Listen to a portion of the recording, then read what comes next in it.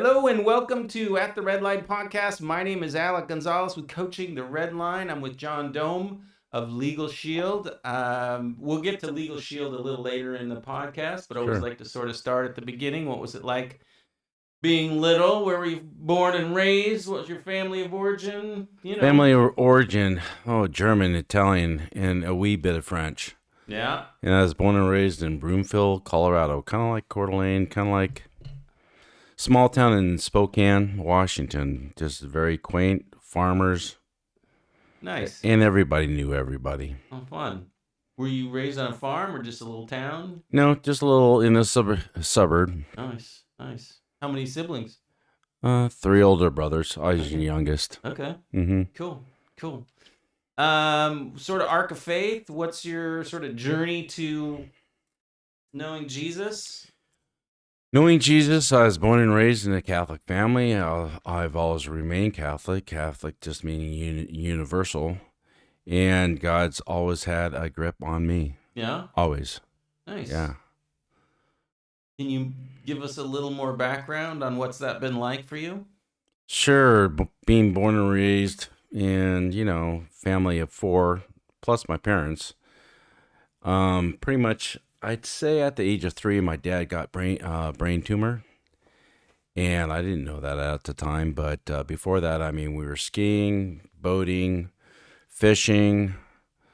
We did all the family things from softball, baseball, all sports. Raised in a very loving family, a very faith-based family. So when we went to church, we dressed up, suits. Yeah. Mm-hmm. Nice. Can you remember going to church and having an experience that stands out as one of those moments where God just sort of, spoke to your soul and, I don't know, felt more real than average? It wasn't really church. It was pretty much when my dad was dying. Is I can't explain it. It's like walking. You're not alone. You're with Christ. And being that young, you really don't know who Christ is. You know in your heart, you know in your spirit. That's what I love about youth. When we're young, we're more open to the Spirit of God, and we're really close. And we're not like all the older people where they think they know everything. And that being a little child, you just know. But when my dad was dying of cancer, and I didn't understand that, I pretty much was always at the hospital with my mom.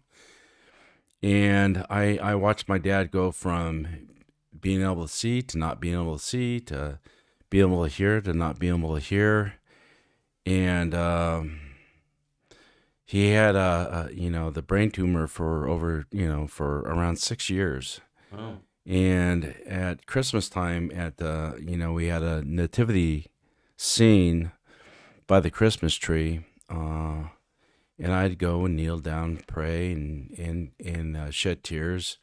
When I went to see my dad, I would, I got to experience everything. Death was all around, but I knew that for some inherent reason, I knew Christ was with me and walking with me, and that's probably one of the greatest walks that I've ever had. Nice. How cool is that? Boy, something so incredibly traumatic being such a it's one of the things I've been thinking a lot about, and it's come up a lot on my podcast is how trauma and trouble have caused a lot of real growth or incredible amount of grit or determination, or it's created something in us that we wouldn't want to let go of. But before I get to that, do you think there was a moment in your life where you really committed to Jesus, or is it just been a steady sort of arc, like Steady arc. Yeah. Okay. It was a steady arc. In our life's journeys, some people, don't get Jesus right. They don't get the milk right away. Some people get the milk right away. They get Christ right away, and they're Christ-centered. But being human, we always like to do our own little things. We like to take our own walk, And that means, if you want to say walking away from God, I don't think it's really walking away from God, but we want to do our own thing. We want to be a part of the world, and the world says it wants us, but it really doesn't want us, and it drags us down. And until we finally go through being broken, and we reach out, and we know that God or Christ is there, that reaches out. God's always there. He's the Alpha and the Omega. He's the beginning and the end. He knows everything about us. He knows the hair on our head. He knows everything about us, and he loves us no matter what. Even when we go through our own little trials and tribulations, the things that we know of the world, and we got it. You understand what I mean? We got it. It's all about me. It's all about I got this. No, we don't. God's always had us, but we have to be broken in order to, he wants to be able to rebuild us in his image and bring us back to him. And it's not about us again when he breaks us, because he wants us to be able to reach out to the people that he wants to get to. The lost lambs out there, and we're all lost. Yeah. Yeah. Every one of us. I mean, how many billions of people, we think we know what we know, and all these material things that we have mean nothing. If we don't have God in our lives, we have nothing. Yeah. If that makes any sense to you. I totally agree. Yeah. Yeah. I mean, we really need Jesus. There's just no question about it. The next question I like to lean into is how's trouble and difficulty, trauma and sorrow, whatever you want to use, shaped you as a person, something that's been difficult, but you wouldn't necessarily want to go back and change it because it created something that you would say is good. Well, how can I say this? We have our own will. We have free will. And when we're broken, it sucks being broken. It hurts. It's painful. When God rips and takes away and is really rebuilding you, you have to ask yourself why. What's going on? And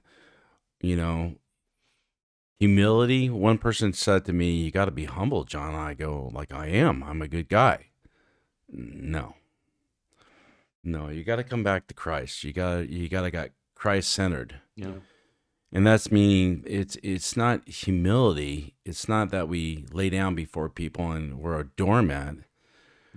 But if we're Christ based and we're the children of God, then that has huge meaning. Yeah.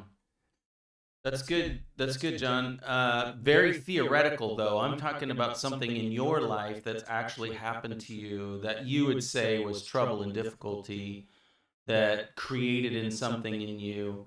What's the story of your life where you endured difficulty and you were glad that you did? Well, I mean, if I go back all the way back to my father, I was raised in a great home, but then when you have cancer that strikes, and then you see death all around, you want to be by people, but then you put people at a certain length. You want to be close to them, but you don't want to be too close. And can you talk more about that? Yeah, when you see death around you, you don't want to be. You want to get to know people, but you don't want to really get to know those people because it hurts seeing people that you love die. Okay. And then you get back and you're tracking on with Christ. When you track on Christ, it's an incredible experience. Okay. Because it's like everything just it just flows. You're just going with the flow.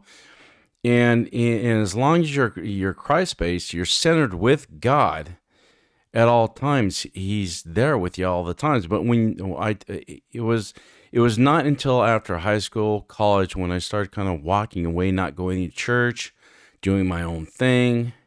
God's like, "Okay, you got your free will. You can do your own thing." And, being my own person and make my own calls. Well, you're really not you think you're making your own calls because you're in the world. but God's allowing you to do what you want to do. But you finally realize when you're broken. I mean, I got married. I actually was married twice, and then actually 3 times. But it was on the second marriage where that broke me. When my kids were away from me, when God took me out of that whole arrangement, and I just wanted to be by my kids. I love my boys, and I could just remember. It was the loneliest time, wondering why. I wanted to be a dad. I wanted to be a father. I had to be the head of the household, make the pay grade, pay the bills. You do all this stuff, and all of a sudden your world is just ripped right out from underneath you. And you want to save the marriage, but it's not about you saving the marriage. It's at that point in time, it's like, what does God want? And how is He going to remold me?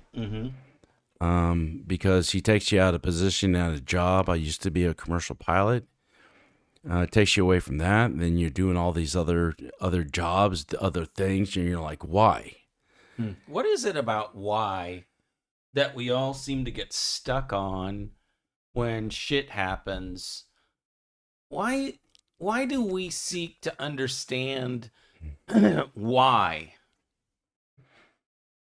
Why? Because we're human beings. We have our own mind, our own brain, our own thought. We have our own feelings. We have love. We have hate. We have whatever. But we always have that question of why. We want to know. We want to learn. We want to grow, and we want to search. And it's like even the apostles, even when Christ was at the Garden of Gethsemane, is that correct? Where He asked them, "Hey, can you guys stay up for an hour with me? Because I'm about ready to go through something," and they fall asleep. John, I personally have struggled and argued with lots of people about the desire to understand why bad things happen. And it seems to me that the answer to the question is not useful or helpful or good to ask, but we all do. I'm not saying that it's wrong to ask why, but it doesn't seem to be helpful. That the answer is usually beyond our cognitive ability. It's in the spiritual realm. It's kind of outside our realm, physical realm, but more spiritual and quasi-natural. And I just think that there's better questions to ask than why. And that the answers are probably not within our grasp. Like God would know how to answer a question like that. But if He was to give us the answer, we'd probably go, "That's not good enough, God," or, "Oh man, I hate that answer," I don't know, but you asked the question, why? Yeah. Why do we seek it? Why do we seek to know why things happen, especially bad? When it seems like what actually happens in trouble, difficulty. In James it says, count it all joy when you go through fiery trouble. Because it leads to hope and perseverance and some really amazing things. What is God doing in our trouble rather than why is God allowing it? Because He's not allowing trouble so that we'll grow metal, so that we'll be strong, so that we'll be wise. Trouble exists because, we're full of sin and rebellion. But what? I think that's the better question. What is God doing? He's molding us. Right. Well, it's just like with the 12 apostles. When you had Judas, I mean, why? Why did He sell him out? Christ already knew that he was going to be sold out. Why? When He asked Peter, no, I'll never deny you. And Christ is like, well, hello. Yeah. The cock's going to crow 3 times, and you're going to deny me. Yeah. No, I'll never deny you. I'll never, that's us. Yeah. I'll never ever da-da-da-da. We have our suit that we put on. We have our personification of who we are. We put that on. Is it real? Is it false? Is it whatever? But Christ always makes it really simple. He makes it simple and plain for us to understand. And Peter, cock-a-doodle-doo. You have the rooster crows 3 times, and he's like, "Oh my gosh!" Now, how many times have we said, "Oh my gosh"? How many times have we said that? We think we're doing we're tracking on, we're doing whatever, and then all of a sudden, it's just like, that's why, because you already knew. Oh. But the beautiful thing about what Christ did to all the apostles and what happened with Peter is just like, I love you this much. I already knew that you're going to come and you're going to do this, and I'm going to have to be able to do this, and you guys keep messing up, but I still love you. Yeah. And he talks about love. I love you this much, even when he's on the cross. Forgive them, Father, for they know not what they do. I love them so much. I will go to any lengths to be the lamb. Yeah. Now that's heavy. Yeah, that's good. All right, moving on. Kind of the next question I always like to ask is, what are you currently seeking clarity in your life for? That's I should have studied up on this question. Clarity or direction? Clarity and direction, and well, that can go in many ways. Well, being a commercial pilot, that was a pretty static arena. That means I could go walk. Flying in aircrafts is not like going digging trenches and going out and working on someone else's house, or being an electrician, being a HVAC, being an attorney, or being a business person where you have to worry about all these things. You just go, you do your job, and then clarity when you're doing your own business, you have to deal with people. Yep. And people are funny, people have their own little, they have their set ideas. They have their own thing. But many of the people have problems out there, and they want to be able to solve those problems. So for me, in clarity, I want to be able to help people and help solve their problems in kind of in the way that God kind of put my business that I've been doing to be able to help people in a totally different way. Mm-hmm. Okay. If that makes any sense, it doesn't make any sense to me, but it is what it is. Well, maybe you could talk a little bit more about the people you, we're going to go into your business here in a minute. Yeah, I was not trying to go there. It's okay. the clarity of dealing with people. Yeah, that's it's a good this answer. problem solving. People are complicated, and there's a lot of problems. I feel that. Mm-hmm. So I'm a life coach and a spiritual director, work with people around their relationship with God and the situations, things they want to improve, get better at, whether it's selling or sales, or whether it's health and wellness or financial improvement or whatever. And the spiritual direction is really about your relationship with God. How are people experiencing God throughout their weeks, months, and years? Most people haven't actually had a spiritual director or a coach who practice coaching or spiritual direction, but most of us have had people in our lives that paid attention to us, saw us, noticed us, helped us, gave us encouragement or advice. Who in your life would you recognize as helping you in that regard over the last 60, 50 years of your existence? Don't laugh at this one, God. Yeah. For the past couple months, I've been, God is my boss. And for the longest time, I didn't look at it that way. Okay. When God's your boss, you don't have to worry about things. Okay. When you're Ash, sometimes we have that fear, false evidence appearing real, where we want to run. Yeah. We go to when we find out. Okay. All right. Well, tell me about your business and your work. Who do you help? What's the problem that you solve? Well, LegalShield was dropped into my lap in 1995 when it used to be known as Prepaid Legal. Okay. And it was my brother, who was a doctor, who actually came up to me and he's like, John, he goes, you need this. And I'm like, I need what? He goes, well, you need a prepaid legal or LegalShield. And I'm like, no, I don't. He's like, well, why? I go, it's because I don't like attorneys. The attorneys are very expensive and I'll never need to use an attorney. Well, what's the point? And he didn't really sit down and talk to me. And I'm like, how'd you find out about it? And he's like, prosecuting attorney, one of my good friends. And he showed me it and I signed up. I'm like, okay, great, but I don't want it. And then 5 years later, I went through a divorce, and it was a lot of money. And now it was not just about the money, but it was kind of like how God directs people around you. He'll show you in many ways. It doesn't, whether you do what I do, or you do what you do in your business, or you do it in coaching. God is always going to send people in your life and if you're tracking on, you have your radar on, that means tuned to God. He will always put good people in your life. He'll put situations in your life that you're tracking. Does that make any sense? Sure. Or not? Yeah. So I was starting to hear people, through divorce, traffic tickets, wills, all these other things that were happening. And I was like, okay.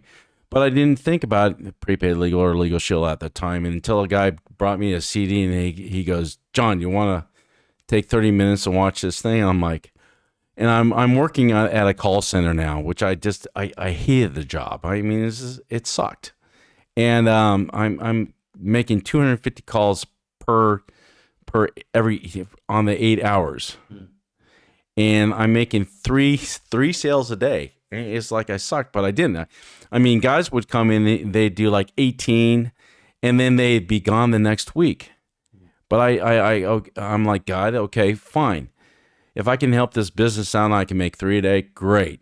Well, 3 is a good number. This is the Father, Son, and Holy Spirit, and 3 is a God number. And I'm like, okay, but I kept. God puts you through a lot of trials and tribulations to get to where He wants you to go in a certain direction. You just got to be willing, and you can't have your free will just going. You have to give your will and your life over the care of God as you see Him, and you have to trust. You have to believe. Okay, so what's the pain point? Sorry. That the clients are experiencing that you resolve?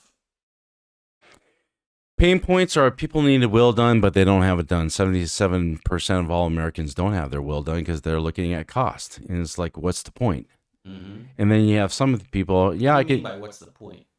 Well, it's like the cost is so high that they're thinking about putting bread and butter on the table. They're thinking about, they know they need to get it done.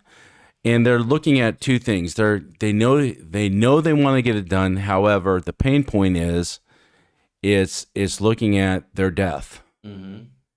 and having to do that will and get it done, and having it finalized. Or they're looking at cost, and they're incurring a daily life where we're humans.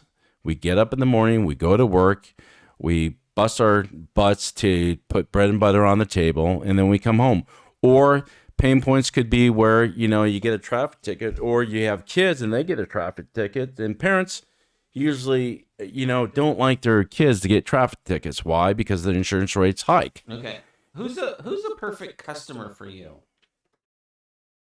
The perfect customer? Yeah, who's a perfect, like a niche customer? Born to be all the way from the age of 1 all the way up to 99. I deal with families I deal in individual, family, small business. Okay. I also do employee benefits, so the range is huge. Okay. Is your business model one where you're looking for partners as well as customers, or are you just looking for customers? No, I do it twofold. I do team building, and then I also work with getting certain select people that are in their area of expertise that they're good at. They're better than me. Mm-hmm. I'm not a smart person. I don't understand what you're talking about. Well, some people are, they're really good at, coaching. Like you're good at coaching. You know how to be able to help people. I have people that I just signed on a retired colonel Uh-huh. in the military, so he understands guns, and we have a plan that deals with can I say guns on Yeah. this?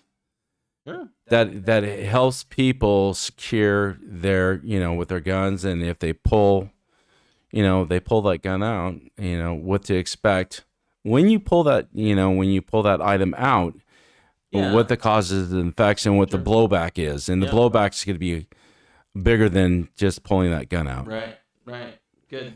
I look at other people who are very good at consultation, being able to they network. Women are great in networking. Men are great at networking, but women are pretty impressive. They know how to be able to network with a lot of people Okay. and help. They can problem solve, I think, far quicker than a man sometimes. So if someone's watching this video and they're interested in the business opportunity or they're interested in the actual product, how would they get a hold of you? What's the best way to get a hold of you? Oh, well, you can call me at 208-704-0379, or you can go to my website, which is jdome.legalshieldassociate.com, Okay. We'll put that in the banner right here. or you can email me. Okay. Well, we'll put it out there. They can call or email, or you got an email address you want to throw down? It's jonpdohm@gmail.com. Nice. All right. Thanks for coming on my podcast. Anything else you want to throw down? Alec, no, this is the first podcast I've done, so I don't know. I don't know how this is going to go. I don't know how this is going to look, but it's all good, and I hope you guys have a blessed week. Thanks for coming on my podcast, Alec Gonzalez, John Dome. Say if you like the podcast, would you push the like button and subscribe to the channel if you haven't already. Thanks so much. Have a great day. We'll see you next time. Thanks, Alex. Yep.